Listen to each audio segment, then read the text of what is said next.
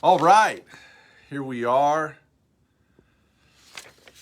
Look forward to having a great conversation today with RPC choral scholar, summer worship intern, Jeremiah Robinson. All right, here we go. The feed here.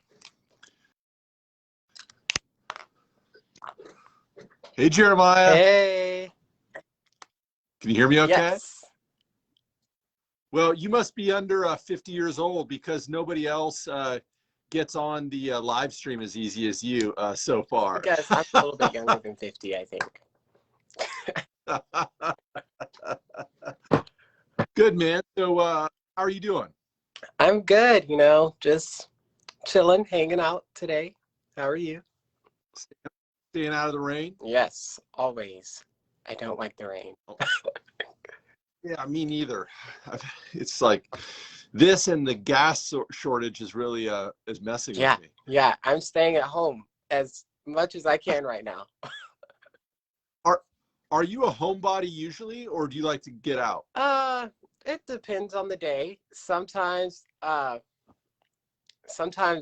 am a homebody. I can really be a homebody. If I have nothing to do one day, I will stay at home in my bed the whole day.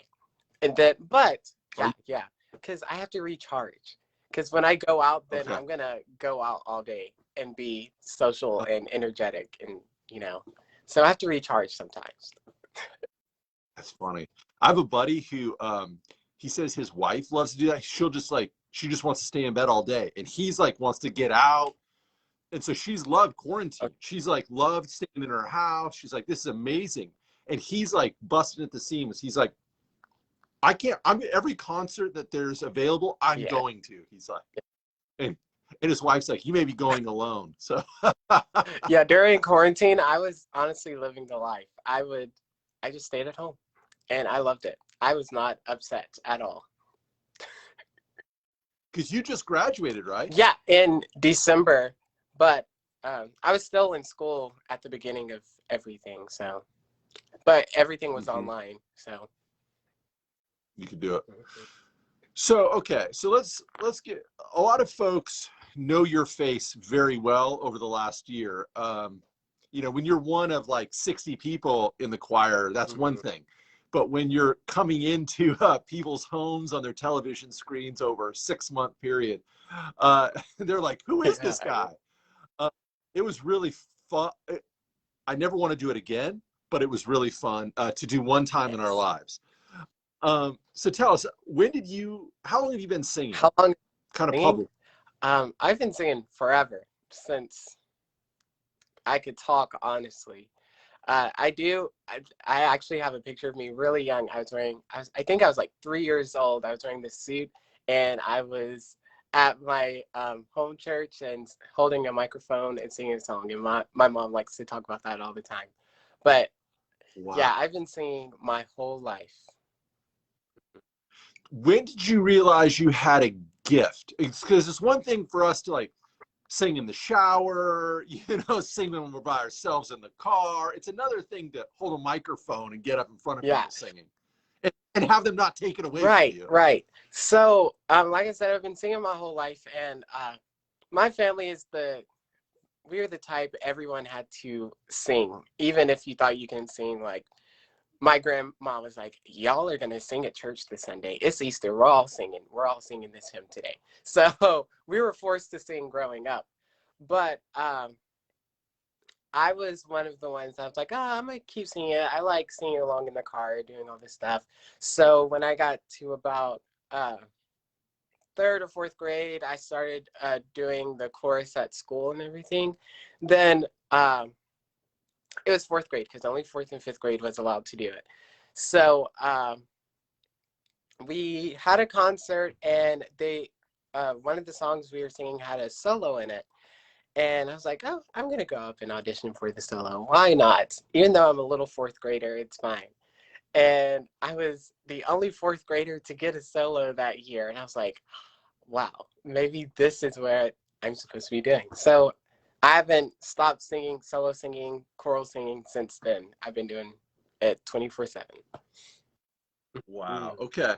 So how does music speak to you? How does it speak to me? I don't know. It's just, it kind of just takes me to another world. Um, Depending, like when I'm in the car or if I'm really stressed or something, I can just play whatever and listen to it. I feel like um, this is gonna sound weird. Two different worlds whenever I'm listening to music and whenever I'm singing music, and also depending on what I'm singing or listening to. So when I'm singing in a group or in a choral setting, whatever, it's just great because you can feel everyone's energies. You can all when you've been all working on the song really hard, it just feels good to do it together. It's like, oh, we finished this project. It's so fun. So that's a really rewarding feeling that I crave, honestly. And Hmm. which is why I have continued to do it, and which is why I've also gone into music education so I could help other people get that feeling. Um, and also, like I said, it just takes you to another world. It takes me from my stresses of working and having to be busy 24/7. It calms, soothes the soul for me. It's really great. Hmm. Absolutely. Okay. Okay. Before we're going to talk about your vocation as now as a music teacher and performer and all that. But before that do you like to listen to Yeah, music? yeah. Okay. Okay. So I'm going to give you a situation and you've got to tell me what you're going to listen to. Okay. Okay. What you're on the radio, whatever. Okay. Okay. So let's say it's a day like today. It's rainy. You're feeling blue and down. What do you listen to, like, lift your spirits? To lift my spirits, uh, what am I gonna listen to lift my spirits? Oh, driving today, I will probably listen to uh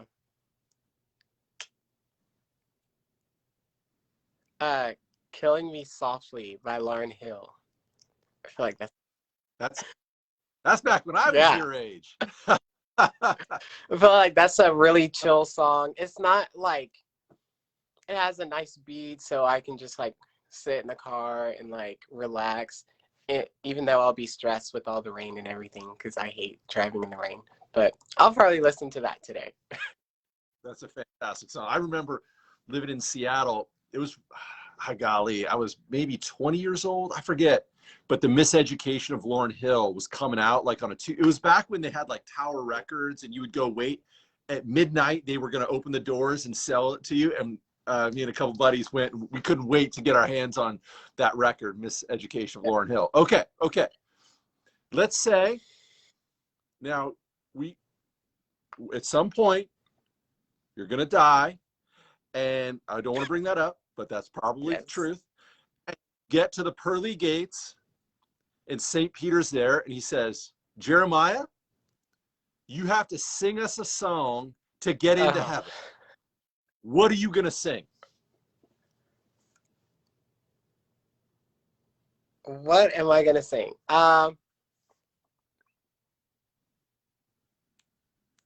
I will probably sing. I'm a huge musical theater nerd, if you didn't know that. So I will. Oh, Claire, hey. Um, I will probably sing "Beautiful City" from Godspell. Good Okay. one. Okay. I know that song, so I trust that it's a It good is. one. It is. Yeah. All right. Well, since you're going to be working here this summer, I'll get you to sing it in Okay. the hallway. I'll sing it for you. Okay. All right. All right. Let's say you have, okay, you're going to be a music teacher, and let's say you have, like, what ages are you going to teach? I will be teaching third, fourth, and fifth. Okay. Okay. This is a perfect question. Okay. Let's say you get um, third grade Jeff Myers. Okay. And he has got a lot of energy, probably should have been diagnosed with ADHD, can't sit still. And he also has zero musical Okay. ability. Okay. But you know that he likes music. So he's willing to try, even though he has no gifts or skills. Yes.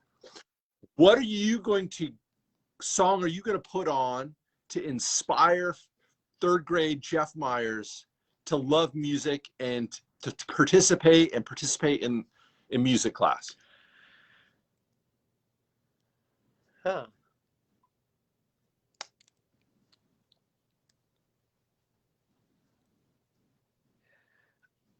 For third grade Jeff Myers. Mm-hmm. I know, it's scary. It's scary. Scary. I got kicked out of a lot of music classes, by the way, at that age. Sure you did. I am sure you did. Let's see.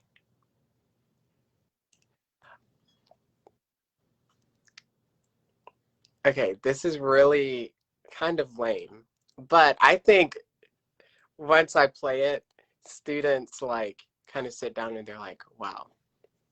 I would play Whitney Houston's version of the national anthem. Oh, at the Super Bowl, right? Yeah, she was fantastic. I played that for some students during the Super Bowl time frame, whenever that was, and they're like just all stared at it, and they were kind of in a trance. I was like, yeah. Well, you know, Whitney holds a special place in my heart because do you know her song, I Want to Dance with Somebody? Of course I do.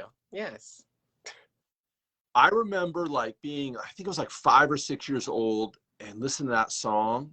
And I can't even, it was like my first crush. And I remember listening to that song all the time and then that song actually was, I think, one of the only times I've done karaoke. I did it. I did a duet with one of my wife's friends who can really sing, and she was all the, like all the Whitney stuff, and I was going, I want to dance with somebody. Maybe anyway, we should recreate that this summer. Well, how about for a large donation to the music budget at the church? Yes. All right. Okay, Jeremiah, I think a lot of people over the last year that saw how the choir and y'all did the musical parts of the worship services when we were worshiping virtually, it was a total mystery to them, like how we could possibly do that. And honestly, it kind of is to me too. So would you explain how you went about it, recording and how everything was combined to make it so beautiful? Yeah, I can, from what I know, because I don't know everything, I can tell you what I did. I just, so John Perry, he would send us the song that week, and I would just have the sheet music on my iPad, and then I would just set up my iPhone, and just like record myself singing it while listening to the music in my headphones. So like the piano would be playing in my headphones, and I'd just be singing along. Oh, wow. Could you hear yourself singing, or were you able to do it without, you just heard the music? Yeah, I just heard the music and I just sang along. Which is really weird because like sometimes I would go back to listen to the recording just in case I messed up, and it's just me singing, and I'm like, actually, I don't want to listen to this. I'm just going to sing it. So whatever happens. That's all I had to do, and I just send that video. And then I think Trenton would put them all together using, I think Final Cut Pro. That's like a huge app that a lot of people use because a lot of people did this over quarantine. And from my educated guesses, because I haven't used it or done it before, I think he just got all the videos, and it's like, if you've seen like a studio setup, it'll have like all the voice recordings, and he would just have to line everything up with the piano and like the soprano, alto, tenor, bass, and just make sure everything's lined up. And if anyone gets too loud, he would turn it down, or if anyone's too quiet on a part, he'll be able to turn them up and just balance it all out. And I think that's all that went into it. I mean, it was incredible, and I thank you because it couldn't have been easy. But you blessed a lot of folks. I can tell you that much. So you've got some big changes coming down, you know, for you personally, vocationally. So you just graduated in December. What's in your future plans? So, well, I guess over the summer I'll be here doing the internship, the music and worship internship. And then starting in the fall, I will be the music teacher at Cartersville Elementary School, which is the school I went to, the elementary school I went to. So it's really exciting. I'm so excited. So, so you must have had a pretty good reputation in elementary school if they're willing to have you back. I think so. I like to think so. Yeah. It's actually kind of crazy how everything happened because when I decided I wanted to be a music teacher, I did not want to go back to Cartersville. I was like, that's the last place I'm going to teach. Whatever happens, no, I'm not going back because I just wanted to expand my horizons, like try new things, go somewhere. And my middle school teacher started teaching at the elementary school, and he got in contact with me and told me he was going to retire. This was about 2 years ago. And he was like, I would love for you to take my spot if possible. And I was like, well, I'm not graduating until fall of 2020. And he was like, okay. So then this now superintendent, he was my high school principal. So we were pretty close. He went to all of my productions and performances and everything. So he got in contact with me because he heard that I was graduating soon. And he was like, hey, I know you're graduating in fall of 2020, but maybe we can work something out so you can go ahead and come here. And I was like, I don't think, really, I didn't feel prepared to go out and teach by myself yet. So I was like, I need experience. I need to student teach first to get my life together, all that good stuff. So I'm going to have to say no. And so someone else got the job. Someone starts working. COVID happens. All this crazy stuff. I was like, I'm glad I didn't take that job because I would be stressed right now. So now I've graduated. I start looking for full-time jobs, and like there are not a lot right now for music teachers. They're holding on to their jobs, which is understandable. So out of nowhere, I get a call from the same teacher that called me before, and he's like, hey, you know, the elementary school teacher is leaving. And I was like, what? Opening up this fall, you should apply. And I was like, I'll think about it. I'll think about it. So I'm still looking everywhere, applying for all these places. And I start the application for the Cartersville Elementary position. And I was like, I'll finish it later. And the week after I started, someone from the school calls me, and they're like, Jeremiah Robinson? I was like, yes. And they were like, did you start the application and you didn't finish? I said, yes. What's going on? And she's like, it was someone that knew me. She was like one of my teachers from elementary school. She said, well, we're starting interviews like tomorrow, and I need you to finish it so you can interview. And I was like, okay, I guess I'll finish it today. And she says, can you come in for an interview tomorrow? And it's like, you caught me on a good day because I have no plans tomorrow. So then I go in an interview, goes really well, and they called me. That was on a Friday, and they called me that Monday and offered me the position. I took it. That's awesome. That's a how does it feel to go back to the place you're from and to teach? The closer I get to it, the more excited I am about it, because I think Cartersville is a small place, kind of. It's growing, whatever. But the school system, it's not like a big county like Cobb County or anything. It's Cartersville City School System. So it has Cartersville Primary, Cartersville Elementary, Cartersville Middle, and Cartersville High. That's all it is. And I'll say it's, I'm excited to go back because I'm a Black male teacher, and in my whole 23 years of being alive, I haven't had like a Black male teacher at all. Yeah, so I think it's going to be really exciting to have a Black male teacher, a Black male music teacher, Black male chorus teacher there, and just being able to teach them and enlighten and really expand a lot of things, open some new minds. I'm a very open-minded person. I just being able to teach kids and teach them how to love and teach them a lot of great things, which it just really excites me. I'm excited to work with it. Absolutely, yeah. And earning a paycheck is always nice too. So you bring up what's the racial makeup of the school? Because I don't even have a clue. I think it's changed a lot since I was there. I think when I was there, it was probably, I would say like 75% white, and then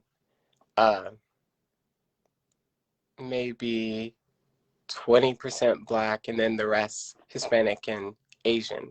Now I think it's probably about,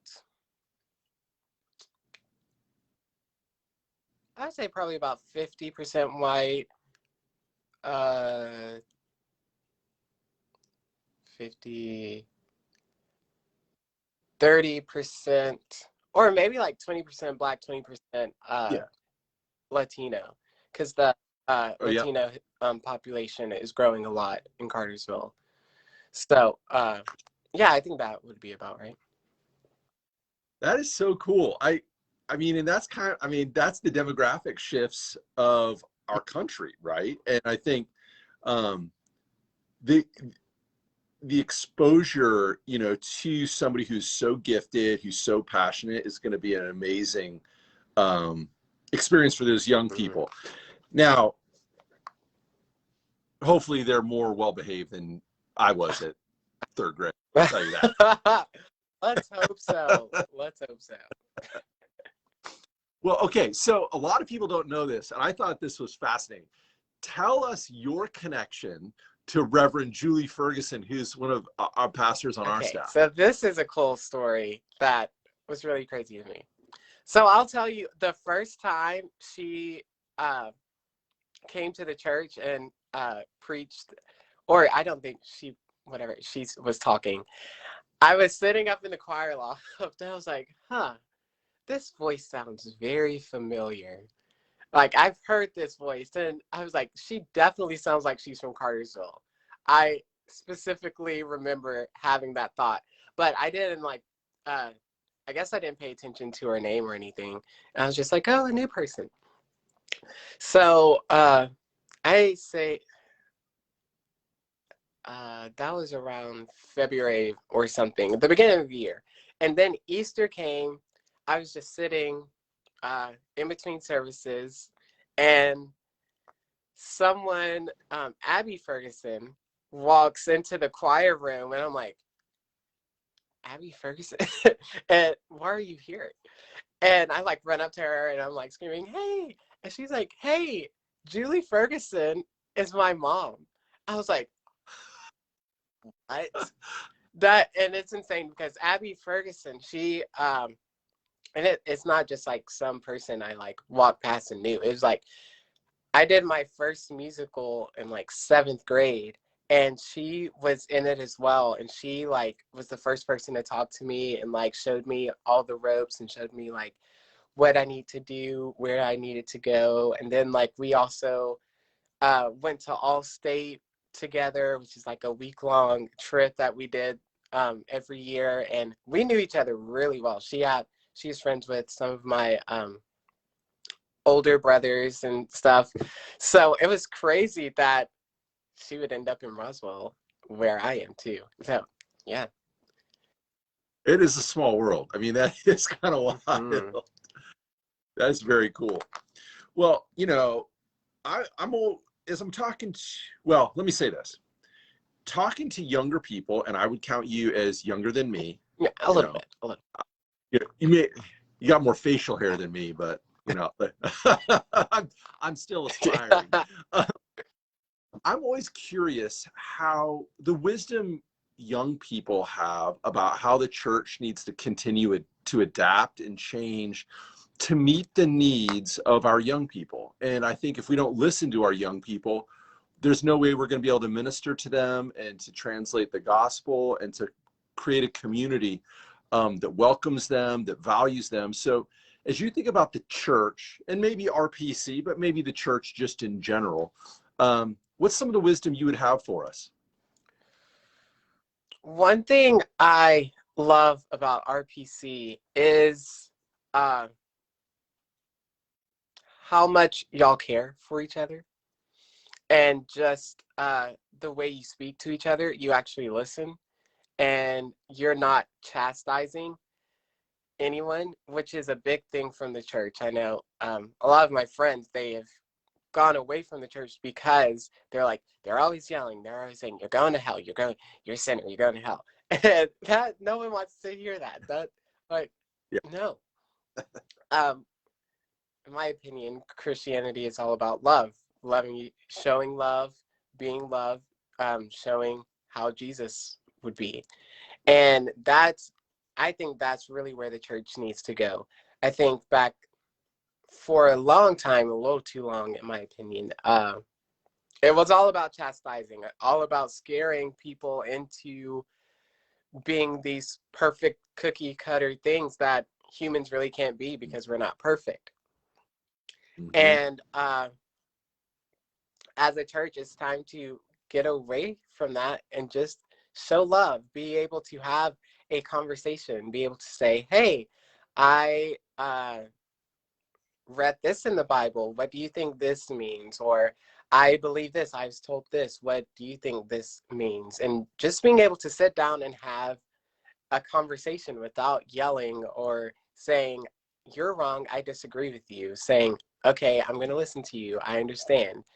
And I really think that's what needs to happen. And I feel like that's definitely happening because a lot of people in my generation kind of are going more that way, and we're getting more into the church and being able, and I think a lot of people are actually listening to us now. Since we are a little older, we have degrees now, we're out of college, so we could talk about things a little better than we were when we were like 18 and just saying, oh, the church is crazy. Now we can say, this is what needs to change. This is how we think the world will get better. And I really just think is showing love. Mm-hmm. Well, you're absolutely right. And that's the central message. I mean, Jesus, what does he say? That what are we commanded to do? To love God and love our neighbors as ourselves. He says that's the high point and the purpose of life. And I think it's one of my friends who's a pastor down in Dallas. He said to me, the beginning of love is listening. Yeah.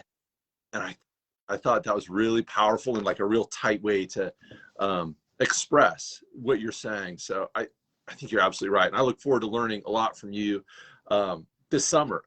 So how are you hoping to grow spiritually, musically in your life over this summer as you're going to be a worship summer intern? We're looking forward to having you. I'm really excited about it. I think first, just being able to work with all of the kids with music, because I just love working with kids in general, which is why I'm doing it. And being able to work with you all, just seeing the ins and outs of all the services and seeing how everything comes together, that's going to be so cool to figure out, because I've been here for 4 years and I really haven't. I just come in and sing I see everything come together. I'm like, wow, this is cool. So now I'm excited to see that happen, which I think maybe one day I might work in a church. So it'll be cool to see this happen. Um, and I think just being able to connect with everyone a little more spiritually, being able to talk about their relationship with Christ, my relationship with Christ, because I really haven't had the opportunity to have that conversation with anyone yet, because I've just been coming to rehearsals and singing. So being able to really sit down and talk with people is going to be really cool this summer, and I'm really excited about that. Yeah, we're excited to have you, man. And honestly, like, so many of us have been cooped up in our houses, quarantining for so long, that seeing like people in the flesh is like, we're like, Yes. yeah. You know, so I think people are going to be very excited. They would in any time be excited to see you, but they're going to be especially excited to see you this summer and serve alongside you. And it is a beautiful church. We're going to do some beautiful things this summer. And we look forward to benefiting from your gifts and skills and passion, and most of all, your love. So Jeremiah, it's been so fun to close the distance. Thank you for sitting down, talking. I really appreciate. I know you're a busy guy. You got a lot of sleeping to do today, laying in bed. But I hope you're getting rested for this summer, because we are definitely going to keep you busy doing some good stuff. So are we going to see you Sunday? Yes, of course. I can't wait, man. All right, Jeremiah, thanks for closing the day. Take care, and we'll see you Sunday. Bye. See you, buddy.